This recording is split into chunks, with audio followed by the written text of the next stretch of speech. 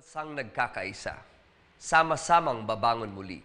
Yan ang patuloy na isinusulong ng ating pamahalaan sa pamumuno ni Pangulong Ferdinand R. Marcos Jr.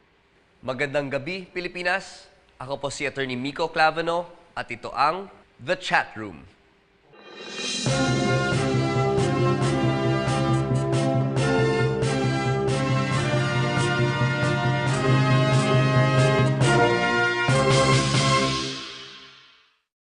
In 2016, UNICEF reported that the Philippines was recognized as the top global source of child sexual abuse materials.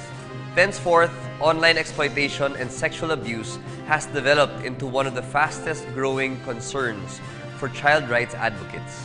And to give more teeth to the law to protect minors against online sexual exploitation, ipinasa ang National Coordination Center Against Online Sexual Abuse or Exploitation of Children and Child Sexual Abuse or Exploitation Materials, in short, NCC o SAEC-CSAEP.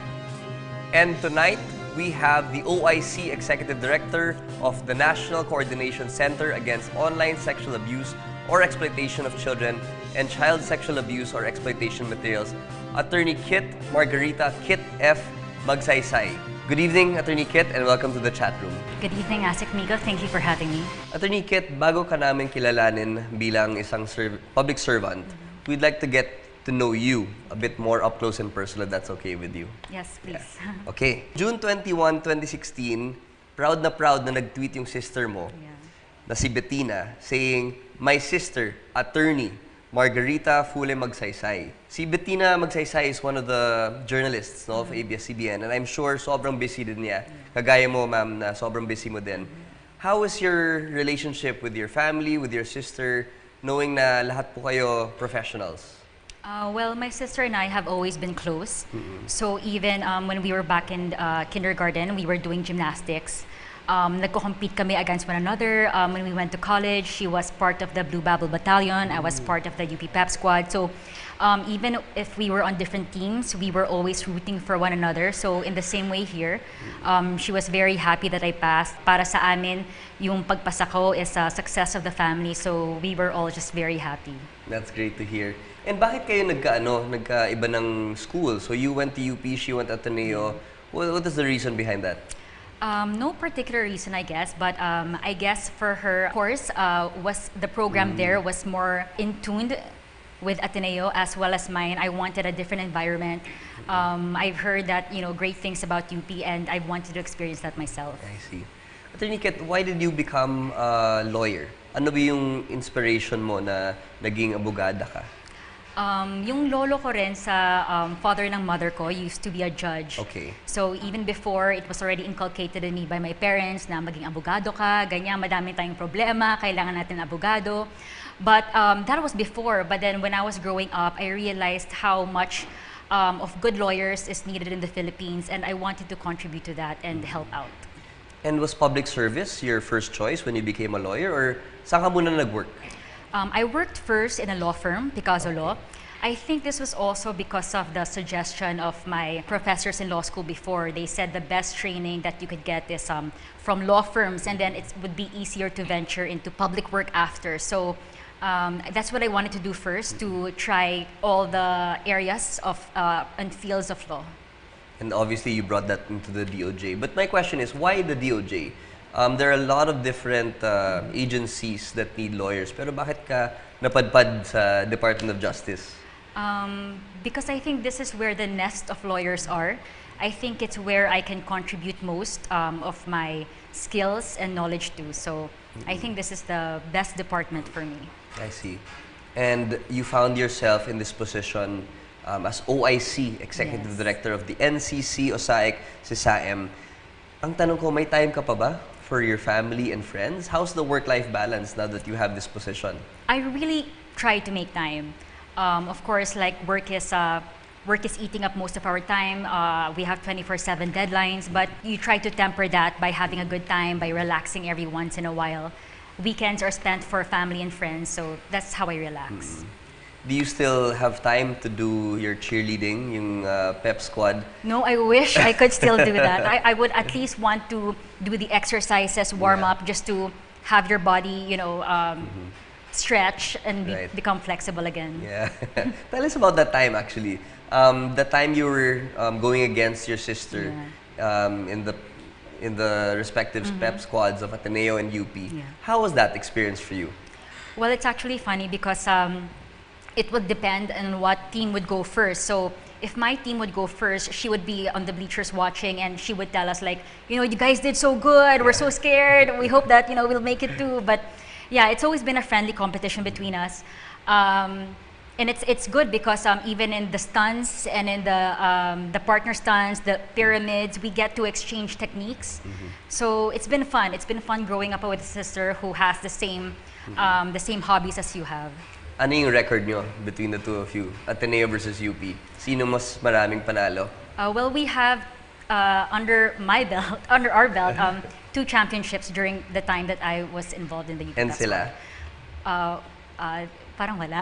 Wala. And with that, we will get to know more about the OIC Executive Director, Attorney Margarita F. Magsaysay, sa pagbabalik ng The Chatroom.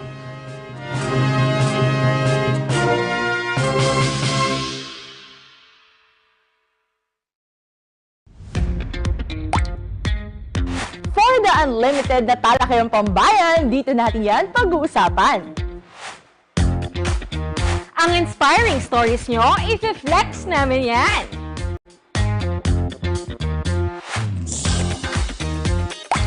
Dahil dito sa Schoolmates, deserve nyong mapakinggan. Patuloy na maglilingkod sa bayan at kabataan. Is Schoolmates tuwing Webes ng gabi sa PTV.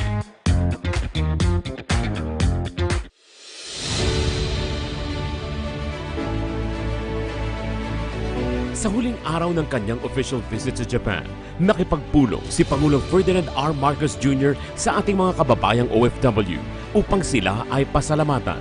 Naging mas madali po ang trabaho namin dahil napakaganda ng reputasyon ng Pilipino dito sa Japan. Napakalaking bahagi sa aming mga inaasahan na sektor ay ang aming mga OFW. Kaya muli ay nagpapasalamat kami sa inyo at alam namin kayo ay maaasahan namin bilang hindi lamang magagaling na mga nagtatrabaho, kundi magagaling na ambassador para sa Pilipinas. Pagpatuloy po ninyo at ay kami naman po sa pamahalaan ay nandito upang magsuporta, upang tumulong.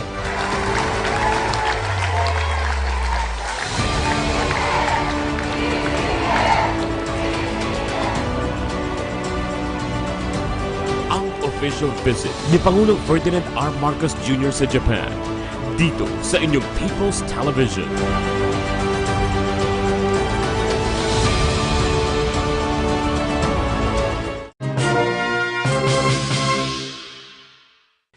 Nagbabalik ang The Chatroom at kasama pa rin po natin Attorney Margarita Kith F. Magsaysay, OIC Executive Director of the National Coordination Center Against Online Sexual Abuse or Exploitation of Children and Child Sexual Abuse or Exploitation Materials.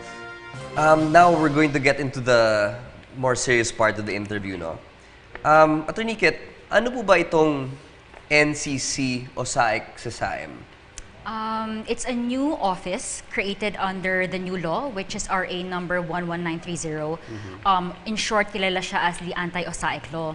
So the NCC OSAIC SISAIM is supposed to be created under the direction of the IACAT, and it's supposed to help implement the programs in combating OSAIC and SISAIM cases and helping children who are victims of OSAIC heal and reintegrate into the mainstream society. So, bale, yung IACAT, yun yung anti-trafficking, no? That's right. That's more general. That's right, yeah. So, itong OSAIC is, kumbaga, parang nasa ilalim to ng umbrella ng anti-trafficking. Correct po. no? It's more focused really on children and on online child sexual abuse and exploitation materials. Bakit, Attorney Kith? Why is there a need to specifically put an office or an agency in charge of OSAIC? Ano po ba yung problema ngayon? Before, what used to be the NCC now was the IACAC-P. This was the under the Anti-Child Pornography Act. So under that, the head was an undersecretary, so it almost seemed like a program until, as opposed to now, that there is really a center and that there is really a designated executive director that is supposed to act as the administrative officer of its secretariat. So it's a whole center of its own. I see. So, in line with your answer, no, what are the exact functions of an executive director ng NCC o SAIC SISAIM? Okay, so it's supposed the executive director acts as the administrative officer of its secretariat, the functions of which includes, among others, overseeing the referral pathways and making sure that there is a unified referral pathway for reporting, detecting, prosecuting, as well as making sure that the children are reintegrated again into mainstream society. And the executive director is supposed to also help in coordinating the needs of the law enforcement agencies. Attorney Kit, kung matanong ko lang, no, ano ba yung source ng problema? Bakit ba nagkakaroon ng online sexual exploitation and abuse of children? May mga factors ba na tinitignan ng DOJ through the IACAT or the agency that you hold? Ano po ba yung backgrounder? Yeah. So there were already actually systems in place for this.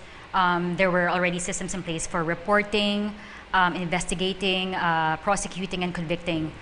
However, with the rapid changes in technology as well as the perpetrators becoming more creative and more sophisticated in committing child sexual abuse cases, the law needs to keep up with that.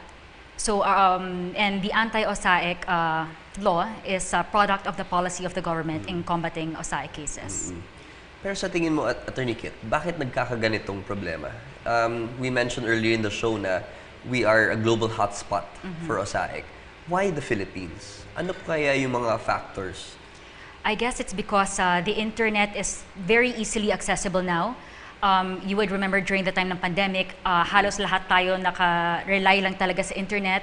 Yung mga bata, they do online schooling, nag-research sila using the internet. So, they were very easy targets for these predators. Actually, just jumping off of what you said, parang we're one of the heavier users of the internet, no? The Philippines. Lagi tayong nasa social media, online, nagre-research tayo on Google or whatever. Kaya siguro nagiging hotspot din tayo, no? Is there a correlation between the number of users gumagamit ng social media, ng Facebook, ng internet sa OSAIC? Well, that's one indication that OSAIC is being committed, the heavy traffic data. It could give a perception that OSAIC is being committed or that website contains SISAIM material. So that's correct. That's an indicator. Okay, all right. And this has become a huge problem, not just for government, but even those in the private sector. No, you have the social media platforms, Facebook, nasama sa problema. How do we make sure na kasama yung mga private stakeholders dito sa solution natin against OSAIC? So as of now, we're drafting the implementing rules and regulations of the anti-OSAIC law. And we made sure that it's not just a whole-of-government approach, but we're also including in our consultations private stakeholders, NGOs, as well as children, to make sure that we have all of their concerns, we hear all of their concerns, we hear their solutions. Sino-sino po ba yung mga mga private stakeholders, the bigger ones at least? So, well, the law identifies private entities, right? So there are 4 key private entities. We have the internet intermediaries, we have the ISPs, the internet service providers, we also have the payment service providers, as well as internet kiosks, cafes, and hotspots. I see. Okay, so all of them are included dito sa dialogue natin. Yes. Okay. So we're moving on to this segment in the show that we call Hugot Online. Okay. So itong mga to, they're issues or concerns that are published online that we would love to get your reaction on or comment, no? So this is the statement, no? And it's up to you how you want to address this. Pareho lang naman yung function sa cybercrime investigation and the coordinating center ng Department of Information and Communications Technology. I guess they're the same insofar as monitoring of cases are concerned. Okay. But NCC Psych is also very much concerned with the implementation. So just a background, I think what the RA 11930 really seeks to emphasize is the gravity of the offenses and also the serious goal of the government to catch these perpetrators. So the NCC Psych CSAM, which will absorb IACAC-P, if you would notice, it's now under IACAT, the DOJ. So it would really go to show that what we're after now is not just the rehabilitation of victims. It's not just that the focus is there now, but also preventing the commission of these offenses and also going after these perpetrators. So it's not just monitoring or overseeing cases, but it's actually coordinating, getting in touch with law enforcement agencies. So hindi na tayo maghahabol before the fact na talaga, no? That's right, yeah. Marami pa po tayong pag-uusapan, kasama pa rin si OIC Executive Director, Attorney Margarita Kit F. Magsaysay sa pagbabalik ng The Chatroom.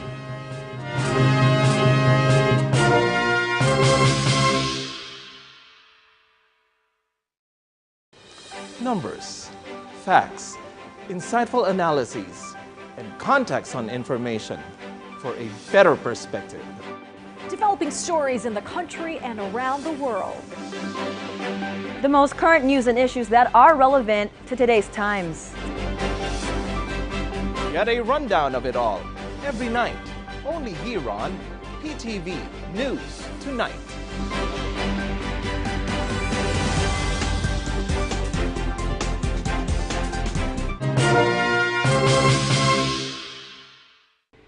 Nagbabalik po ang The Chatroom with the OIC Executive Director, Attorney Margarita Kit F. Magsaysay of the National Coordination Center Against Online Sexual Abuse or Exploitation of Children and Child Sexual Abuse or Exploitation Materials. Attorney Kit, before we went into break, nagtanong ako about the private stakeholders. So I would just like to ask, ano po ba yung mga responsibilities and duties nitong mga private stakeholders sa implementation of RA 11930?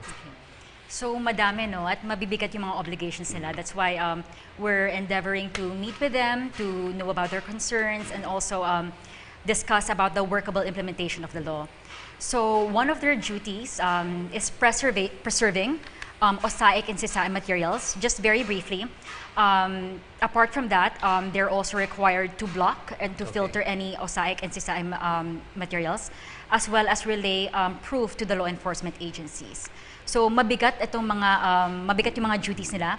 In fact, there's even a prima facie evidence of knowledge of the crime for internet service providers if they don't block any materials containing sisaim or osaic within 24 hours. So mabigat. Tama po yun, Attorney Kit, kasi sila yung nandun eh. They're the ones that actually hold the keys or the keys to the door, no? Yes. So to speak.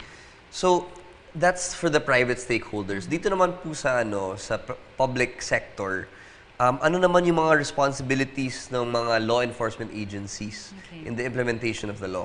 So for law enforcement agencies, they should undertake or endeavor to coordinate, have coordinating arrangements with foreign law enforcement agencies for easier coordination and information sharing regarding osaic and sisaim cases. Actually, this law gives them some tools in helping combat this. So one, they are given subpoena powers. So that's something new here. They're given subpoena powers to issue against internet intermediaries so that they could provide them with subscriber information and traffic data, and they also could surveil and intercept information without having been liable under the anti-wiretapping law. Okay. So itong subpoena, para lang maintindihan ng mga tao, no? Itong subpoena is a process, no, by which you can ask for itong mga documents or mga records nila, information, no? At meron ba silang discretion na umayaw sa subpoena na yon? No, they don't. Kailangan nilang magbigay. Yes, under the law, it's very clear and explicit that our law enforcement agencies, that internet intermediaries should provide, pursuant to a subpoena issued by our law enforcement agencies, subscribers or registration information and traffic data. So of any person who is found to be committed in violating this act. At importante yun, Attorney Kit, no? Dahil, syempre, minsan tinatago ng mga service providers natin yung information para hindi sila masangkot. And time is of the essence here. I think that's what we have to emphasize. So, time talaga, no? right. Kailangan mabilisan Mabilis, talaga. oo. Okay. And dito naman sa ating mga LGUs, Attorney Kit, what are their duties and responsibilities in the implementation of 11930? I think one thing nice here under the law is that LGUs are involved. So they're actually required to pass an ordinance to localize OSAIC and SISAIM cases. And the usual, provide protective custody to children, develop programs in reintegrating children into mainstream society. So they're getting involved, and we have yet to see how they will implement these. So, klaro yun, Attorney Kit, no? Meron tayong private stakeholders at yung law enforcement agencies at ngayon yung pinag-usapan nating this last question, yung mga LGUs. Ngayon, Attorney Kit, I just wanted to ask, ano mo yung mga parusa dun sa mga lalabag sa RA 11930? Well, there are stiffer penalties. Just to show you how the focus now is not just on rehabilitating victims, but also going after the perpetrators. You would see that under the law there are stiffer penalties, admin penalties. There are even life imprisonment. So it's stiffer. It's definitely stiffer. So, fair warning na ho yun to all those na lalabag sa batas na very strict and very heavy itong mga penalties natin sa online sexual abuse and exploitation, no? I just wanted to ask also on the more compassionate side of the law, ano po ba yung mga programa ng IACAT and this NCC OSAIC SISAIM doon sa mga naging biktima ng online sexual exploitation and abuse? Especially, alam mo naman, pag bata ka pa lang, very vulnerable ka talaga sa trauma. So ano po ba yung mga programs natin para gumanda naman yung future nila? Well, as of now, the IACAT has its TIP center. It's the Tahanan ng Inyong Pag-asa. So it's a center, it's an emergency shelter for victims of trafficking. And probably as we go on, we could also tie up with IACAT to have victims of these OSAIC and SISAIM also use that shelter and eventually have our own shelter. Information dissemination also, I think, is very important. You know, the thing with children is they're very vulnerable. They might not know that they are already victims of OSAIC cases. There's such thing as grooming, pandering, luring. They're not often very easily ascertainable. But they need to be aware that, you know, these things could happen to them and might already be happening to them. Napakakawawa ng mga biktima, Attorney Kit. So thank you for sharing that with us. All right, magbabalik pa ang The Chatroom.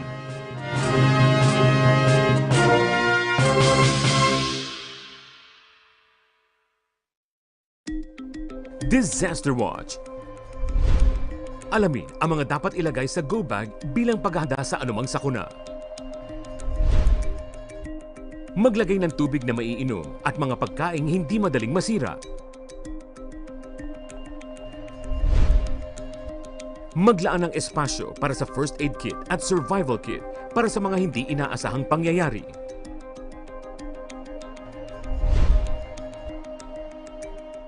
Huwag kalimutan ang toiletries para mapanatili ang kalinisan sa katawan. Samahan din ang mga damit at beddings na magtatagal ng ilang araw. At para ligtas at may alam, magdala ng personal protective equipment at mga teknikal na gamit. Sa panahon ng kalamidad, dapat laging listo.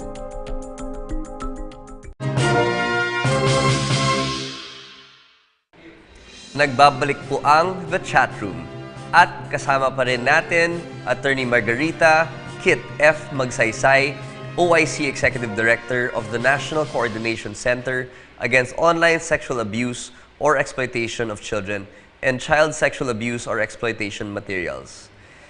Attorney Kit, can you explain itong naging transition now, no, between IACACP, which means Interagency Council Against Child Pornography, to the now NCC OSAIC-CSIAM, which means National Coordination Center Against Online Sexual Abuse or Exploitation of Children and Child Sexual Abuse or Exploitation Materials. Medyo mahaba, pero we just want to know kung ano yung magiging transition. What does that look like? Okay, so IACACP used to be under the DSWD. Okay. So now we are absorbing them. NCC OSAIC-CSIAM is absorbing them. As we know, NCC OSAIC-CSIAM is under the IACAT, of which the DOJ is chair.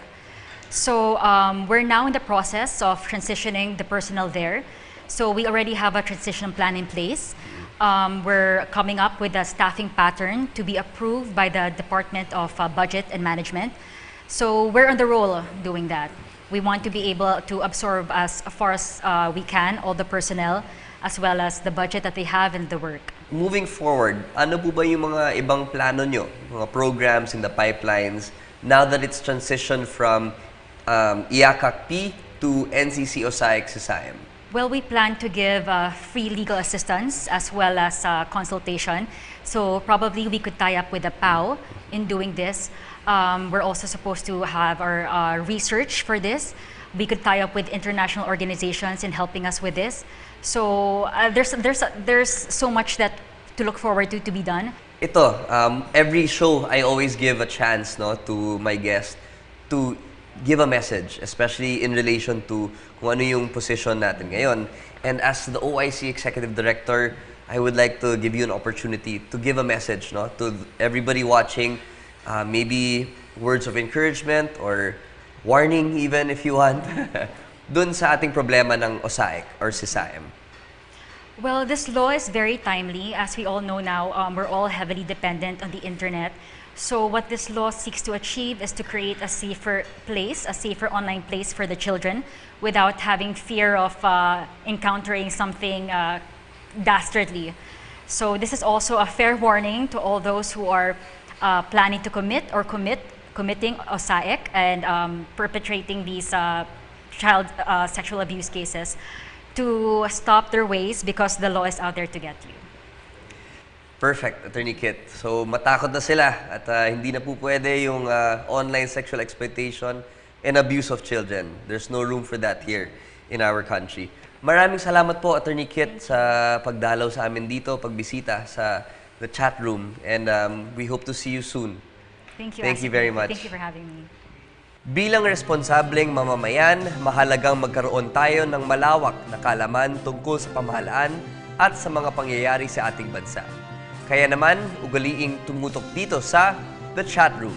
Ako si Attorney Miko Clavano. Magandang gabi, Pilipinas.